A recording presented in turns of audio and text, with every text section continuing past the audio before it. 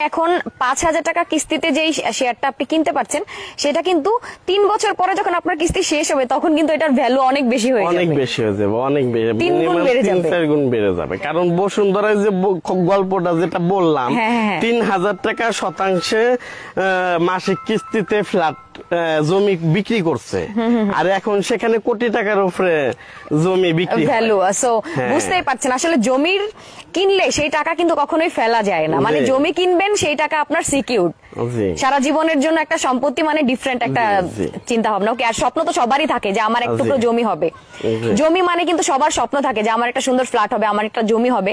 So এখানে কিন্তু চাইলে আপনারা নিজেদের মতো বিলিও করতে পারবেন, তাই না? হ্যাঁ হ্যাঁ। ওকে, সে ধরেন একটা পরিবারে ৫ জন সদস্য আছে, ইনকামের লোক আছে ধরেন ৩ জন বা ২ জন, তার মাসিক ইনকাম সব মিলিয়ে ২০ থেকে ২৫,০০০ টাকা। সে যদি বাসা ভাড়া ১০-১২,০০০ টাকা দিয়ে দেয়, তার কিন্তু আর কিছুই থাকলো না, বাজারঘাট করে সব শেষ। একদম তাই।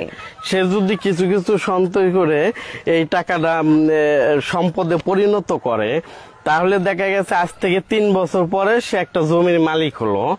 এরপরে আস্তে ধীরে বিল্ডিংটা যখন ৩ বছরের মধ্যে হয়ে গেল, তখন সে যখন এই ফ্ল্যাটে উঠলো, তখন ওই যে মাসে যে ১২,০০০-১৫,০০০ টাকা ভাড়া দেয়া লাগতো, ওই ভাড়াটা তার দেয়া লাগতেছে না।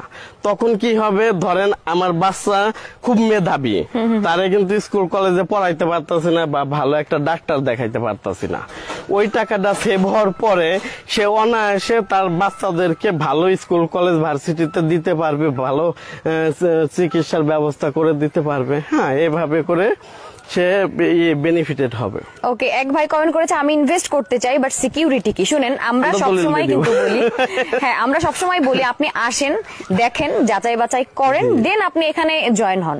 তো এটা হচ্ছে আপনার গুরু দায়িত্ব, যেহেতু আপনি টাকাটা ইনভেস্ট করবেন, কোথায় ইনভেস্ট করছেন সেটা দেখার দায়িত্ব কিন্তু আপনার। একদম তাই। ওকে, সো আমরা আসলে লাইফটা বড় করব না, আমরা কিন্তু ডিটেইলসে বলে দিয়েছি। তারপরও যদি আরো কোনো কিছু আপনাদের জানা প্রয়োজন মনে হয়, আপনারা তাদের অফিস ভিজিট করতে পারেন, মেলায় আসুক, মেলায় অ্যাটেন্ড করুক। আমাদের মেলার মধ্যে থাকবে, বিশেষ গিফট থাকবে এবং বিশেষ